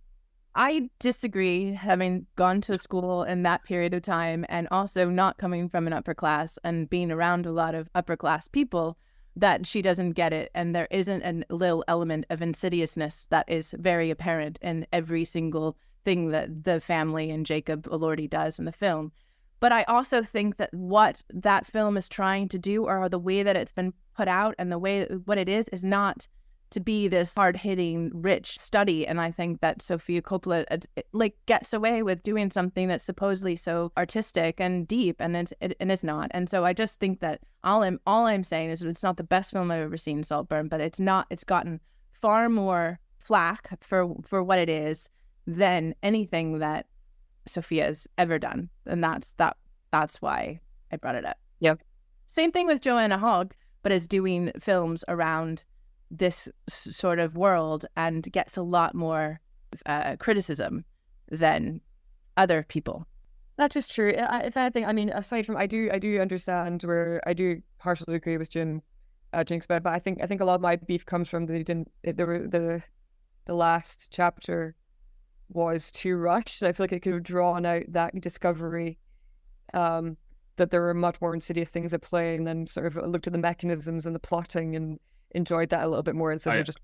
I don't know. I'm maybe being a bit churlish, but basically, having viewed the film, it basically seems to me like it's a completely empty film, and it's got notoriety because it has Barry Keoghan Licken come out of a bathtub. I mean, that's what it comes down to, really. I mean, like, you know, and it's kind of like it's social media iconic because it has stuff like that. Yeah, exactly, right. And you know, and it's a case of where that's where the film very obviously does know what it's doing. You know, it very much does know what it's doing. That and the final scene as well. It's like, to me, it is a film full of empty publications that will go viral with nothing between its ears. Yeah, I agree. Okay, well, Priscilla is currently playing in some theaters in the UK. But we digress. Saltburn is available on Amazon Prime Video. Enjoy which you prefer.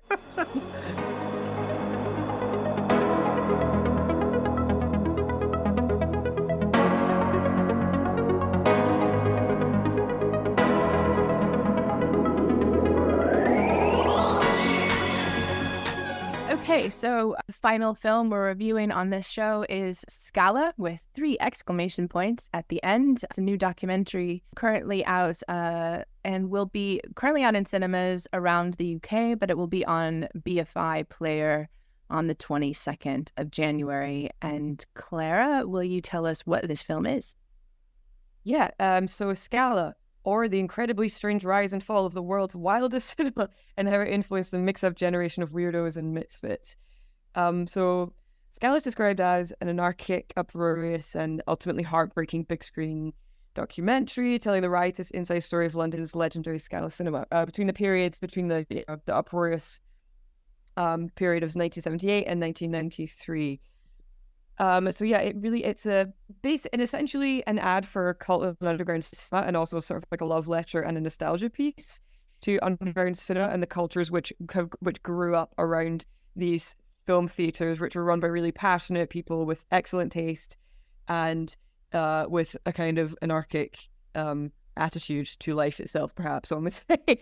So there's this is a talking series where I think if you a few, then you have seen it too few, full stop. It just like it is predictable in the sense that you're going to get talking heads, you're going to get clips, you're going to get this sort of repetitive format. However, having said that, obviously, I mean, the reason I'm here is I love film, so I'm happy to review and reflect any kind of filmic community and to be reminded of the depth and breadth of underground and sort of punk oriented cinema. And although I think if I'm being brutally honest with myself, I am a little bit salty and a bit bitter about the fact that I was not there in this era. bygone era of like I mean, they do. It is quite intense in the sense that they mention there's uppers, there's cigarettes, there's nihilism, there's anarchy, there's sex in the cinema. It's really seedy. But yeah, I'm bummed out. Bummed I wasn't there. They've done what they set out to, which is advertise the brilliance of SCALA. So I guess in that sense, it's a successful movie. Yeah, I didn't know how interested I would be in a cinema that closed in 1993 before I think I ever even set foot in London. But it kept my interest throughout. It's an interesting documentary. I take your point about the kind of talking head format being not the most interesting for this kind of subject matter, and I would have liked to see it be more anarchic, be more wild, be more experimental in kind of documentary form. But you know what? It's interesting enough. It's a blend of anecdotes about the cinema itself, about the weirdness of the cinema, about the weirdos and vagabonds who found themselves in and around the SCALA. But it's also got these broader themes, I think, about charting the development of the UK counterculture from kind of punk to new romantics to post-punk, and how this alternative, this counterculture, becomes a haven for queer cinephiles and a safe space for queer people at the time. Someone in the film describes it as different tribes all coming together, which is nice. And yeah, it got this real blend of personal stories about what the cinema meant to people, which I think is the real heart of the film. It's about, the joy of cinema, ultimately, about what films people saw, what the films meant to them. Stuart Lee, the comedian, says it's clear how the programmers and the projectionists really cared about what they were doing and how that personal care comes across to the audience. There's a really interesting bit specifically on the projection and how they got these extremely rare prints for these underground and cult films. These are like one of the kind prints, maybe two in Europe, if not the UK, and how careful they had to be with these specific prints. And someone talks about watching film literally catch fire on the screen because it's been through the projector that many times. Yeah, I like that. I like the lifting the curtain up and then seeing behind the scenes a little bit about her. And yeah, it is an interesting insight into what is really, unfortunately, a bygone age where we don't have that anymore. We don't have a situation where, I mean, it seems like there was a lack of formality, which I find, which I miss. So if anyone who's been in Edinburgh, has gone out in Edinburgh and has been to Banshee's Labyrinth, there's a little dingy cinema there, and they mostly show like kind of like horror classics or like some cult classics. But basically, whenever I love the Banshee Labyrinth. Yeah, it's great. But like, so you go out. It's a bar that's set in like old cellars in the old town of Edinburgh, and it's like a goth bar, like a rock bar. It used to have a strippers pool in the basement, so that gives you an idea. But it has a little cinema, and it's constantly just rolling features back to back. There's no break, and it's very anarchic. Like people come in, you can talk. Like there's not any rules really, bar what maybe the police would frown upon and start handing out orders for. And that's a taste of it. So like I love that, and I miss that. So like I like that idea. I love thinking about it and thinking that there is those spaces, and I think it gives me hope that there's such buzz around talking about these places that one day they may again. Yeah, absolutely. It reminded me a little bit too of, I saw a Fringe show that was at Summer Hall around the club promoter or the club DJ Fred Deegan, and he used to run these kind of club nights, and they sort of attached it to like cinema. I actually would see the Odeon on Lothian Road that he used to have kind of a club night that like had dress up and stuff, and it seems like a space that Edinburgh had. And even with the Cameo, which is showing the film at the moment, there were these late night, a friend of mine was posting stuff, and the Cameo right now is posting all their sort of older programs, and they used to have late night films and all night films, and and this kind of feeling, and why we don't have that anymore. I like potentially, I guess Prince Charles could have that kind of experience maybe in London, but why this isn't that these don't exist anymore. And I mean, I also think about some of the way the Fringe was, and so I watched a documentary about the history of one of the Fringe sort of founders, and the kind of late night sort of collaboration between music and this mixture of where we're not just, this is a cinema and this is a place to see a band, that these worlds kind of mixed. And I think it really it's really special to see that history and really inspiring. And I don't know why we wouldn't have that now. It's sad that we don't have places like that, because I think it would be really one. I would be there a lot. Maybe not at like 2 a.m. to 6 a.m. as they discuss, but but why did it work in that generation and why is it not working now? I don't know. I agree that it's kind of the film tells that story, and there were a lot of interesting old stories. I felt like a whole bunch of people telling like old stories of a better era, but I didn't, it was a talking head film, and it was interesting. It was interesting film. Yeah, I don't know if I would see it multiple times. That being said, I used to run Scalarama, which is inspired by the SCALA, and I think it would be a good rallying call to show this film again and get people interested in. Scalarama was more of like film clubs all around Edinburgh, not specifically one space, but a festival inspired by it. I think it would be interesting, like a rallying call to get people to engage in this kind of thing again. Well, for sure. Yeah, I think on that point, I think it is a lot of people telling old stories, and I think this kind of format lends itself to kind of nostalgia and romanticism of the era, and I think this falls prey to that a little bit, but I also think it avoids it to some extent by tying the SCALA into the context of Thatcherism and it as an alternative to this particular horrible strain of conservatism. They talk about queer culture thriving there as a response to Section 28, to the AIDS pandemic, to Tory policies of the time. And so I think it kind of also speaks to the contemporary UK context in that sense of, having had years of a conservative government, this oppressive conservative culture that the UK is embedded in. And I think it's, there's a clear parallel there with what we're going through now. So the question becomes, as we've been asking, where are these spaces nowadays? Like, where is, today's SCALA? I just want to say as well, it's not the same as Banshee Labyrinth, but the old hairdresser in Glasgow does a trash cinema night every month where they show like old horror films, old cult classics, which is really great, and I really recommend. Yeah, I'm not. Yeah, I'm just not. I just can't go over with this film the talking heads. Like a lot of my notes I wrote were actually pretty scathing. I mean, for example, like it hits a lot of points. Like for example, like you've got your obligatory John Waters seal of approval here. I love how often he surfaces. I mean, I love seeing him, but it's funny that he just like he's the one to get for the subject.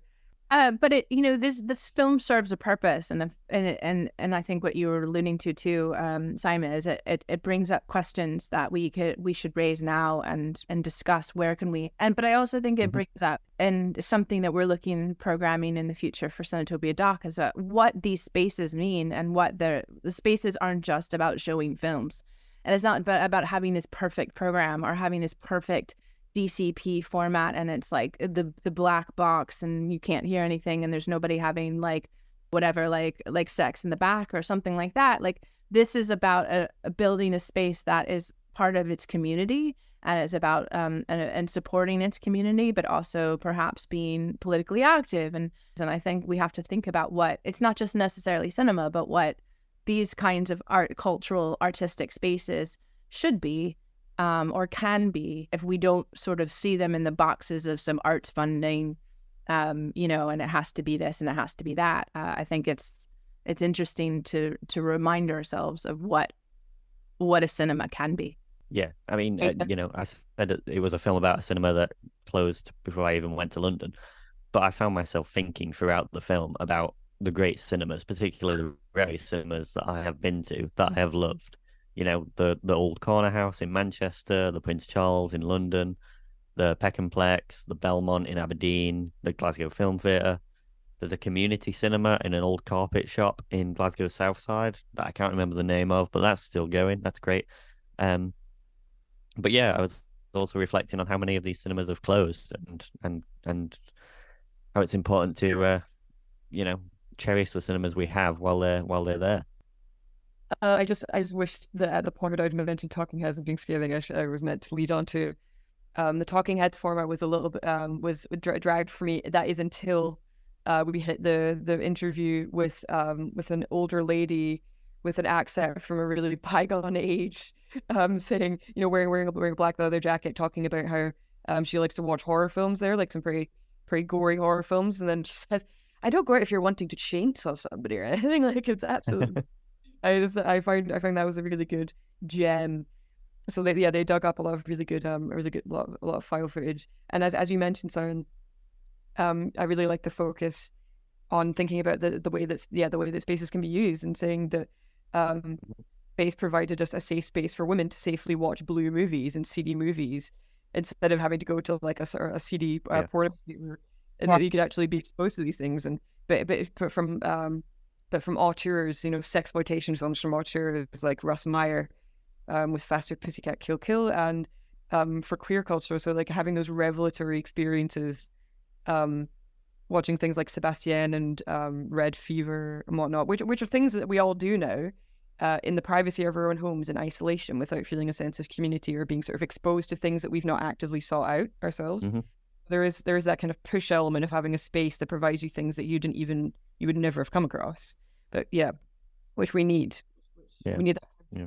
I think John Compra made a good point about watching The Warriors, I think at like 4 a.m. or something, in one of the interviews, where it was exactly like he had seen The Warriors many, many times, but this experience epitomized what cinema going is for him. And so I thought that was really a really good moment for me, with somebody who's so established in, the art world, as art film world as well. The other thing I would note is I really enjoyed the getting away with showing so many clips, and like the reel at the very beginning, it was like, we're allowed to use this, fair dealing. As I'm always watching sort of archive, like how archives use, but like the fact that they used all these films from the film and actually put them in, and it's being distributed on BFI, and it's not going to cost them £4 million to. But yeah, the use of these films kind of scattered throughout was fun, because it took you there. You know, that was the visuals that you would have seen. Yeah, real advantage of using that archive. Yeah, they've successfully engendered a desire within me to renew my BFI account. So that's well, there you go. Mission accomplished. Yeah, exactly. All right, so SCALA is playing currently at cinemas in the UK, just going around, and also will be on BFI Player on the 22nd of January. So check it out if you love cinemas.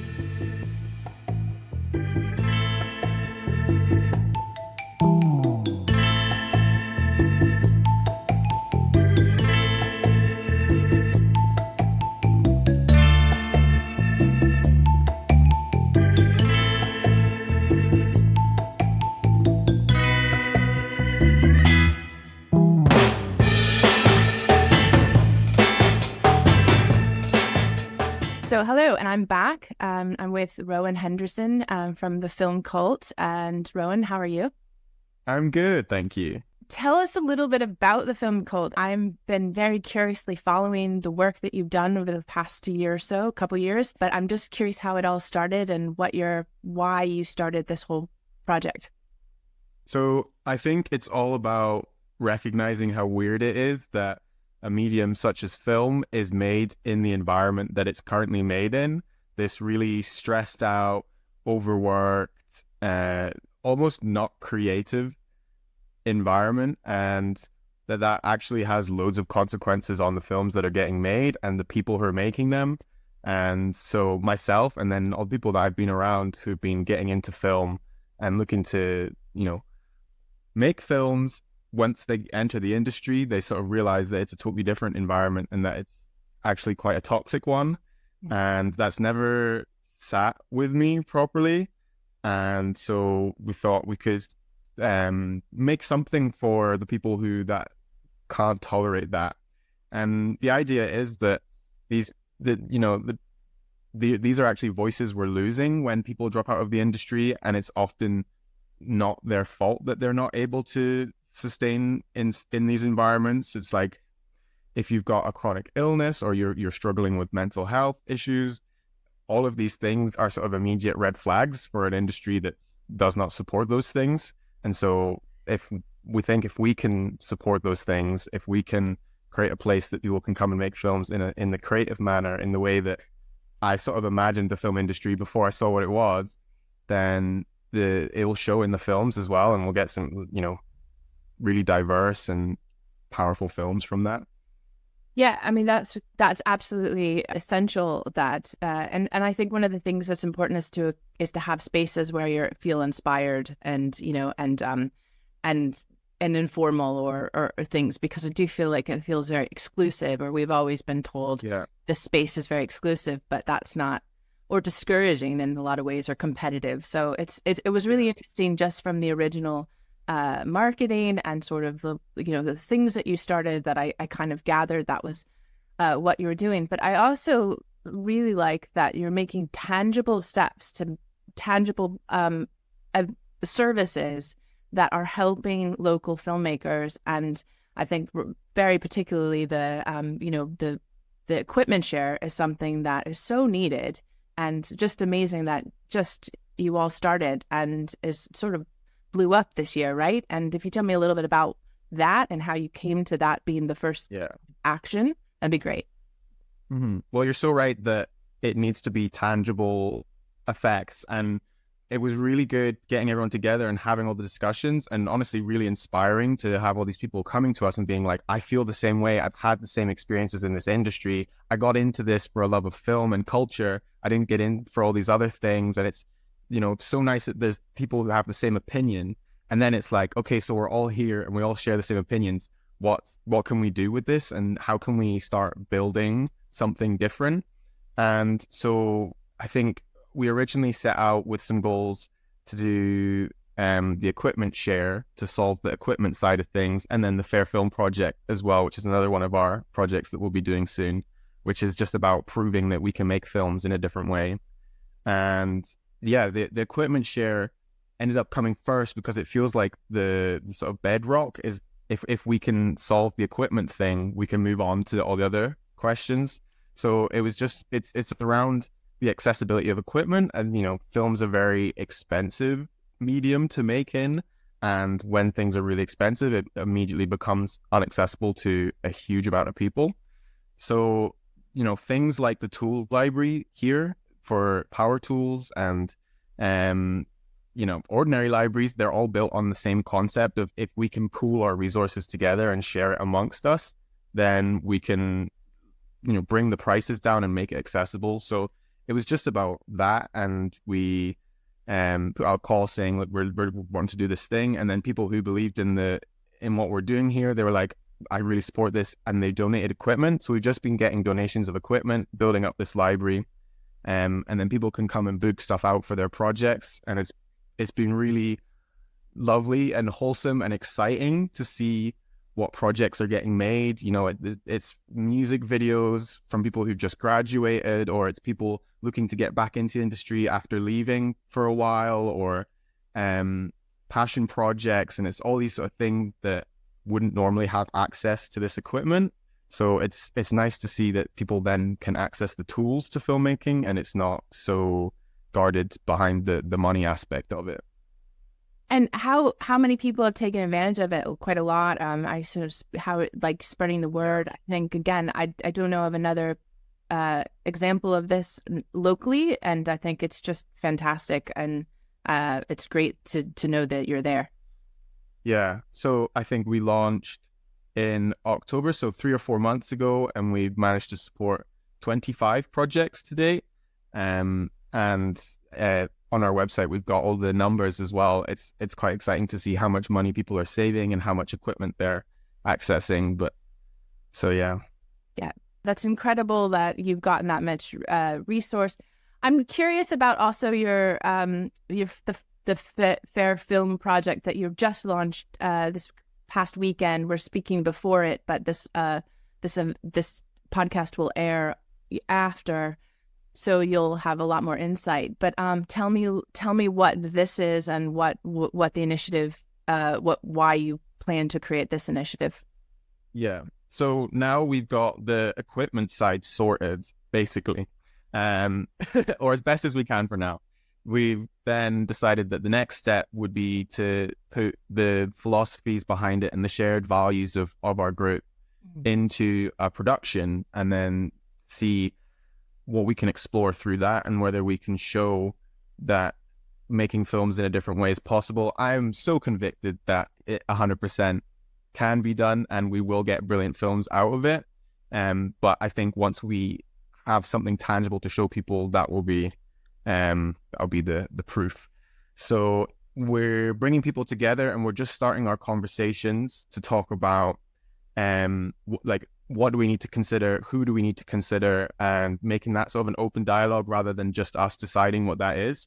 And then from that, we'll decide almost like a fair trade badge, like a fair film badge is what we're calling it. And it's going to be how it's going to work is going to be decided through the conversations, but it's going to be some sort of quota or guideline or framework that makes sure that all the things we care about have been considered and enacted on properly. So, you know, things like overwork, things like accessibility that often don't get considered, making sure that they are considered, and that we can give a seal of approval that this production has like acted on all the things we really care about. This is a good production.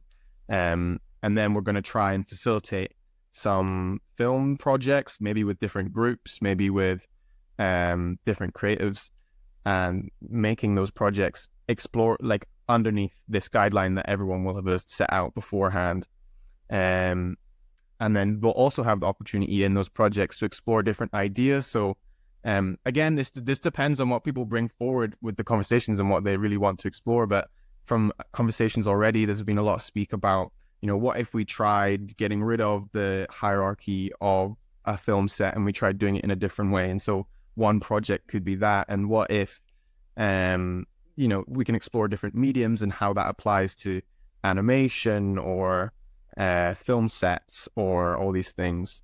So I'm really excited for it. It'll be another tangible, here we've done this, we've done it in this way, we've involved all these people. Because I think like it's really important, the actual structure around filmmaking, and then also the structure around how we're working as a group is something we really care about as well, and making sure that we're like reflecting on ourselves and improving how we work, and, you know, doing things like having workshops and conversations around how we want our different programs to run. Yeah, absolutely. One thing that hit me when you were speaking originally is about how and why people get involved in filmmaking, and, you know, it's quite different than the outputs, or as you said, the hierarchical structure and the money aspect of it. Why did you get interested in filmmaking, and why do you feel like, and have you heard other people talk about, you know, what their initial response, you know, reasons were to come into this, and why these pain points are, why you're responding to these pain points that aren't being met by the industry at the moment? Yeah. So at our launch event, when we invited everyone to come down and hear what we were thinking, one of the things we did was give everyone a piece of paper and ask them what originally made you want to get into film. And it is so like heart-wrenching to see all the reasons, because it's always so selfless and like, or passionate, and there's so many things. And I think you'll probably resonate, and I resonated with all the things that people came back with. You know, it was about helping other people, it was about expressing themselves, it was about exploring ideas, it was about all these things that we love about film and culture. And then we did the next question, which was like, you know, if you could change one thing, or like, you know, what was the bad experiences you've had? And then there was just this like flood of like horrible experiences that people have been having with the structure, and they just like, the two don't match together.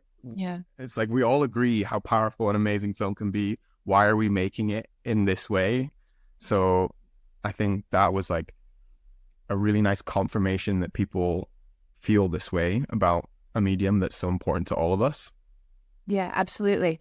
And also perhaps where that I feel like there's a certain amount of period of time where you have that passion and you work through this thing, and then after 2 years, 10 years, you know, depending on who the person is, there's quite a lot of people who are so discouraged they give up or leave. So it's so important to have this kind of critical place or a group like yourselves to kind of facilitate the continuation of those who might lose the opportunity because they've been just discouraged for various reasons that you're discussing.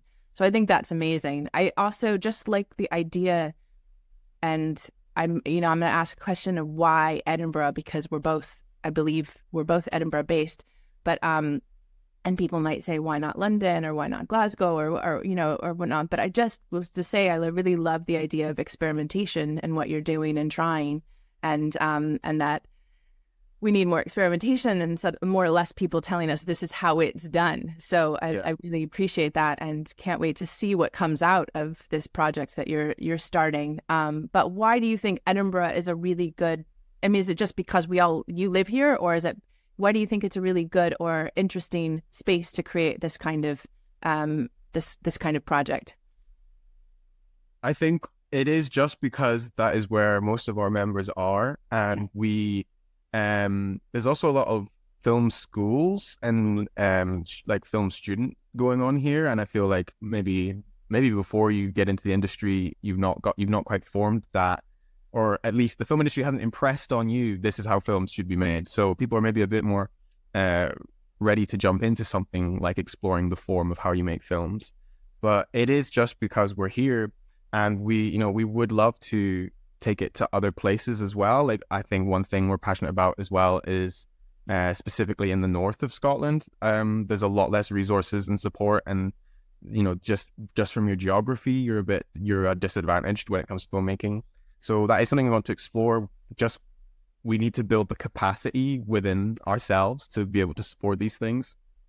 100%. And I always feel that way with Cinetopia too. I would love to see it places, but yeah, my own capacity or the people who are involved with me, is limited depending on the month and needing to survive.